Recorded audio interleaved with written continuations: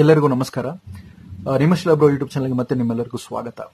ಇಂದಿನ ಸಂಚಿಕೆಯಲ್ಲಿ ನಾನು ಮಾತಾಡುವಂತ ವಿಚಾರ ಏನು ಅಂದ್ರೆ ಒಂದು ಪುಸ್ತಕದ ವಿಮರ್ಶೆ ಬಗ್ಗೆ ಮಾತನಾಡಕ್ಕೆ ಇಷ್ಟಪಡ್ತಾ ಇದ್ದೀನಿ. ಅದಕ್ಕೂ ಮುಂಚೆ ನಮ್ಮ ಯೂಟ್ಯೂಬ್ ಚಾನಲ್ ಅಲ್ಲಿ 90%ಕ್ಕೂ ಹೆಚ್ಚಿನ ಸಂಖ್ಯೆಯಲ್ಲಿ ಜನ ನಾನ್ ಸಬ್ಸ್ಕ್ರೈಬರ್ಸ್ ಗಳಿದ್ದೀರಾ. ದಯಮಾಡಿ ನಮ್ಮ ಯೂಟ್ಯೂಬ್ ಚಾನಲ್ ನ ಸಬ್ಸ್ಕ್ರೈಬ್ ಮಾಡಿ ನಿಮ್ಮ ಬೆಂಬಲವನ್ನು ವ್ಯಕ್ತಪಡಿಸಿ ಹಾಗೆ ಉಪಯುಕ್ತವಾದಂತಹ ಮಾಹಿತಿಗಳನ್ನ ಆಗಿಂದಾಗ ನೀವು ಪಡೆದುಕೊಳ್ಳಿ ಅಂತ ಹೇಳ್ತಾ ಇಂದಿನ ಸಂಚಿಕೆಯನ್ನು ಪ್ರಾರಂಭಿಸ್ತಾ ಇದ್ದೇನೆ.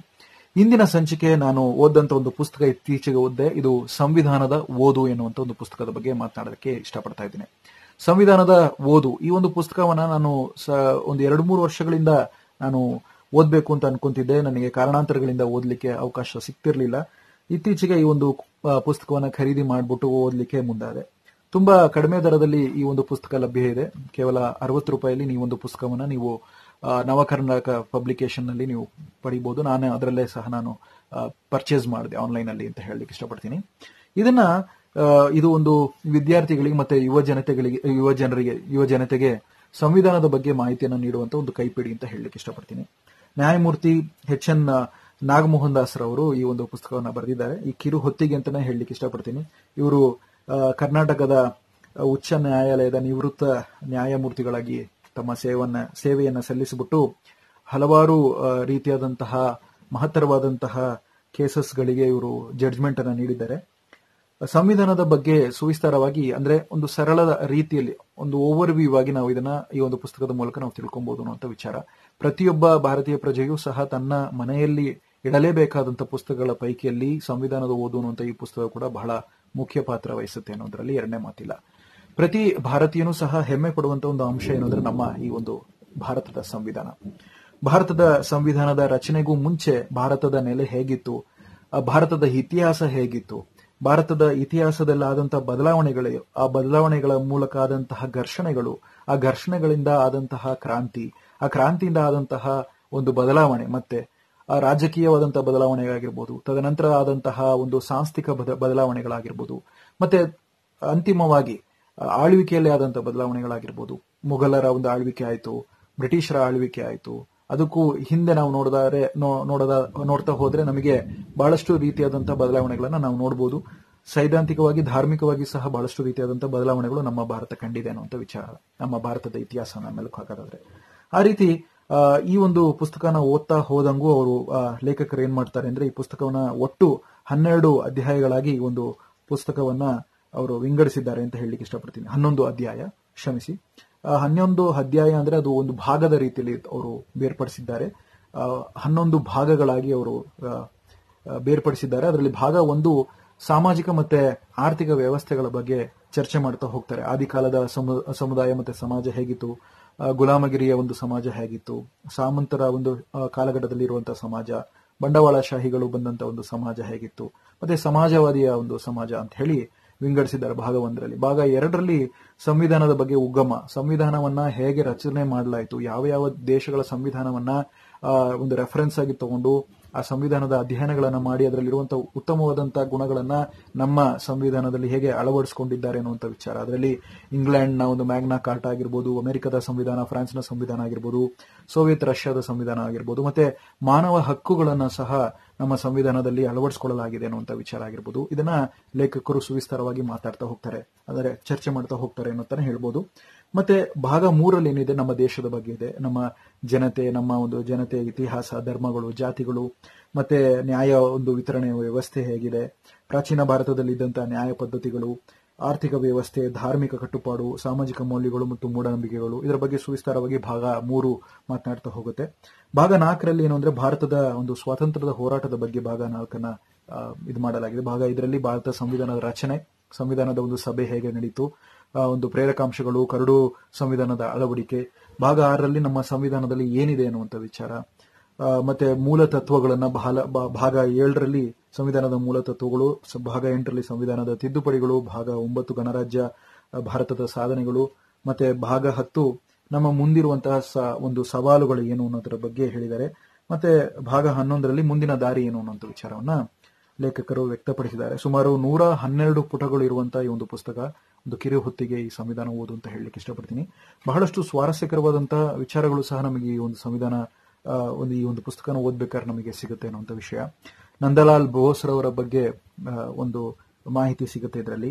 ಅವರು ರವೀಂದ್ರನಾಥ್ ಟ್ಯಾಗೋರ್ ರಾಷ್ಟ್ರ ಕವಿ ಅಂತಾನೆ ನಾವು ಕರಿಬಹುದು ಅವರನ್ನ.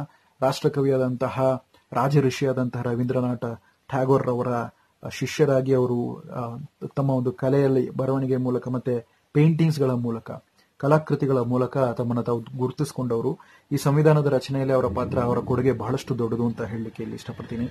ಹಾಗೆ ಅವರು ರಚನೆ ಮಾಡಿದಂತಹ ಹಲವಾರು ಒಂದು ಕಲಾಕೃತಿಗಳು ಏನಿದೆ, ಆ ಒಂದು ಕಲೆಗಳು, ಆ ಕಲೆಯ ಒಂದು ಪೇಂಟಿಂಗ್ಸ್ ಗಳು ನಾವೇನ್ ಕರಿತೀವಿ, ನಮ್ಮ ದೇಶದಲ್ಲಿರುವಂತಹ, ನಮ್ಮ ಭಾರತ ದೇಶದ ಹಲವಾರು ಪ್ರಸಿದ್ಧ ಪ್ರಶಸ್ತಿಗಳು, ನಾವು ಕರೆಯಲ್ಪಡುವಂತಹ ಭಾರತ ರತ್ನ ಆಗಿರ್ಬೋದು, ಪದ್ಮಭೂಷಣ್, ಪದ್ಮವಿಭೂಷಣ್ ನ ಒಂದು ಆಕಾರ ಏನಿದೆ, ಆ ಒಂದು ಶೇಪ್ ಏನಿದೆ, ಅದನ್ನ ಕೂಡ ರಚನೆ ಮಾಡೋದ್ರಲ್ಲಿ ಬಹಳಷ್ಟು ಮುಖ್ಯವಾದಂತಹ ಪಾತ್ರ ಅವರದು ಅನ್ನುವಂಥ ಮಾಹಿತಿನ ಈ ಪುಸ್ತಕದಲ್ಲಿ ಓದ್ಬೇಕಾದ್ರೆ ನನಗೆ ಗೊತ್ತಾಯ್ತು ಅನ್ನುವಂಥ ವಿಷಯ. ಅದೇ ರೀತಿ ನಮ್ಮ ಸಂವಿಧಾನದ ರಚನೆಯಲ್ಲಿ ಯಾವ್ಯಾವ ರೀತಿಯಾಗಿ ನಮ್ಮ ದೇಶದ ಮುತ್ಸದಿ ನಾಯಕರುಗಳು, ಸ್ವತಂತ್ರ ಹೋರಾಟಗಾರರು ತಮ್ಮ ಕೊಡುಗೆಯನ್ನ ನೀಡಿದ್ದಾರೆ ಅನ್ನುವಂಥ ವಿಚಾರಗಳನ್ನ ಸಹ ನಾವು ಇದರಲ್ಲಿ ಓದ್ತಾ ಹೋದಂಗೂ ನಮಗೆ ಪರಿಚಯ ಆಗ್ತಾ ಹೋಗುತ್ತೆ. ಸಾಧಾರಣವಾಗಿ ಸಂವಿಧಾನ ಓದನ್ನ ನಾವು ನಮ್ಮ ದೈನಂದಿನ ಬದುಕಿನಲ್ಲಿ ಮತ್ತೆ ಶಾಲೆಗಳಲ್ಲಿ ಸಹ ಸಂವಿಧಾನವನ್ನ ಕೇವಲ ಮಾರ್ಕ್ಸಿಗೋಸ್ಕರ ಅಥವಾ ಅಂಕವನ್ನ ಪಡ್ಕೊಳ್ಳೋದಕ್ಕೋಸ್ಕರ ನಾವು ಅದನ್ನ ಬಳಸದೆ, ನಿಜವಾಗ್ಲೂ ನಮ್ಮ ಸಂವಿಧಾನದಲ್ಲಿ ಏನಿದೆ, ಸಂವಿಧಾನದ ಒಂದು ನೆಲೆಗಟ್ಟು ಹೇಗಿದೆ, ಸಂವಿಧಾನದ ಆಯಾಮಗಳು ಹೇಗಿದೆ ಅನ್ನೋದ್ರ ಬಗ್ಗೆ ನಾವು ಚಿಂತನೆ ಮಾಡಬೇಕು. ಸಂವಿಧಾನ ಅನ್ನೋದು ಕೇವಲ ಒಂದು ದೇಶವನ್ನು ನಡೆಸುವಂತ ಒಂದು ಗ್ರಂಥ ಅಲ್ಲ. ಸಂವಿಧಾನ ಎಲ್ಲಾ ಜನರ, ಎಲ್ಲಾ ಒಂದು ಸಮುದಾಯಗಳ ಒಂದು ಆಧಾರ ಗ್ರಂಥ ಅಂತಾನೆ ನಾನು ಹೇಳಲಿಕ್ಕೆ ಇಷ್ಟಪಡ್ತೀನಿ. ಯಾಕಂದ್ರೆ ನಮ್ಮ ದೇಶವನ್ನ ಹೇಗೆ ನಡೆಸಬೇಕು ಅನ್ನೋದನ್ನ ಮಾತ್ರ ಸಂವಿಧಾನ ಹೇಳ್ಕೊಡಲ್ಲ, ಆ ನಮ್ಮ ದೇಶದ ಒಂದು ನಡವಳಿಕೆಗೆ ಸಂಬಂಧಪಟ್ಟಂತೆ ಆಗುವಂತಹ ಬದಲಾವಣೆಗಳನ್ನ ಸಹ ನಾವು ಸಂವಿಧಾನದಲ್ಲಿ ಕಾಣಬಹುದು ಅನ್ನುವಂಥ ವಿಚಾರವನ್ನ ಇಲ್ಲಿ ಹೇಳಲಿಕ್ಕೆ ಇಷ್ಟಪಡ್ತೀನಿ. ಇದು ನಡೆದಾಡುವಂತಹ ಒಂದು ಕಾಲಕ್ಕೆ ತಕ್ಕಂತೆ, ಕಾಲದ ಚಕ್ರಕ್ಕೆ ತಕ್ಕಂತೆ ಬದಲಾಗುವಂತಹ ಒಂದು ಪುಸ್ತಕ, ಒಂದು ಆರ್ಗ್ಯಾನಿಕ್ ಬುಕ್ ಅಂತಾನೆ ನಾವು ಕರಿಬಹುದು ನಮ್ಮ ದೇಶದ ಒಂದು ಸಂವಿಧಾನವನ್ನ ಅಂತ ಹೇಳಲಿಕ್ಕೆ ಇಷ್ಟಪಡ್ತೀನಿ. ಯಾಕಂದ್ರೆ ಕಾಲಕ್ಕೂ ತಕ್ಕಂತೆ ಬದಲಾವಣೆಗಳಾಗ್ತಾ ಇರುತ್ತೆ. ಆ ಬದಲಾವಣೆಗೆ ತಕ್ಕಂತೆ ಸಂವಿಧಾನದಲ್ಲೂ ಸಹ ಅಮೆಂಡ್ಮೆಂಟ್ಸ್ ಗಳನ್ನ ನಾವು ಮಾಡ್ತಾ ಹೋಗ್ತೀವಿ. ಅಮೆಂಡ್ಮೆಂಟ್ಸ್ ಗಳು ಏನೇನಿದೆ, ಯಾವ ರೀತಿಯಾಗಿ ಅಮೆಂಡ್ಮೆಂಟ್ಸ್ ಗಳನ್ನ ಮಾಡಲಾಯಿತು, ಅದರ ಬಗ್ಗೆ ಕೂಡ ಸುವಿಸ್ತಾರವಾದಂತಹ ಮಾಹಿತಿಯನ್ನ ಈ ಒಂದು ಪುಸ್ತಕದಲ್ಲಿ ನಮಗೆ ನೋಡ್ಲಿಕ್ಕೆ ಸಿಗುತ್ತೆ ಅನ್ನುವಂಥ ವಿಚಾರ.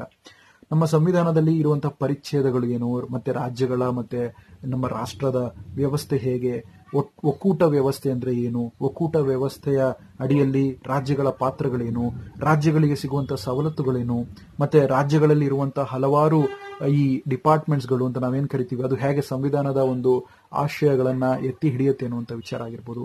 ಇವೆಲ್ಲವನ್ನೂ ಸಹ ನಾವು ಈ ಒಂದು ಪುಸ್ತಕನ ಓದ್ತಾ ಇರ್ಬೇಕಾದ್ರೆ ನಮ್ಮಲ್ಲೇ ನಾವು ಕೇಳುವಂತ ಒಂದು ಪ್ರಶ್ನೆಗಳು ಅಂತ ಹೇಳಕ್ಕೆ ಇಷ್ಟಪಡ್ತಾ ಇದ್ದೀನಿ.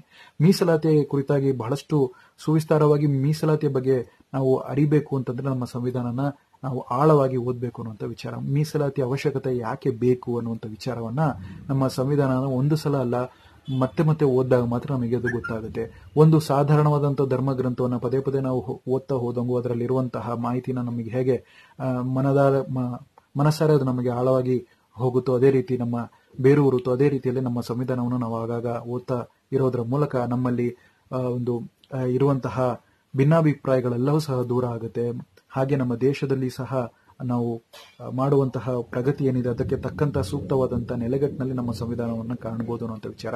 ತಪ್ಪದೇ ದಿನಾಲೂ ಸಹ ನಾವು ನೋಡುವಂತ ಒಂದು ವಿಚಾರದಲ್ಲಿ ಸಂವಿಧಾನದ ಪೀಠಿಕೆಯನ್ನು ನಾವು ಅವಾಗವಾಗ ಓದ್ಕೊಂಡು ಮನನ ಮಾಡಿಕೊಂಡು ಅದರ ಚಿಂತನೆಯಲ್ಲಿ ನಾವು ಮುಳುಗಿರಬೇಕು ಅನ್ನುವಂಥ ವಿಷಯ. ಯಾಕಂದ್ರೆ ನಾವು ಯಾವಾಗ ನಮ್ಮ ಸಂವಿಧಾನದ ಪೀಠಿಕೆಯನ್ನು ಓದ್ತಾ ಹೋಗ್ತೀವೋ ಅವಾಗ ನಮ್ಮ ದೇಶ ಏನು ಅನ್ನೋದನ್ನ ನಮಗೆ ಗೊತ್ತಾಗ್ತಾ ಹೋಗುತ್ತೆ ಅನ್ನುವಂಥ ವಿಚಾರ.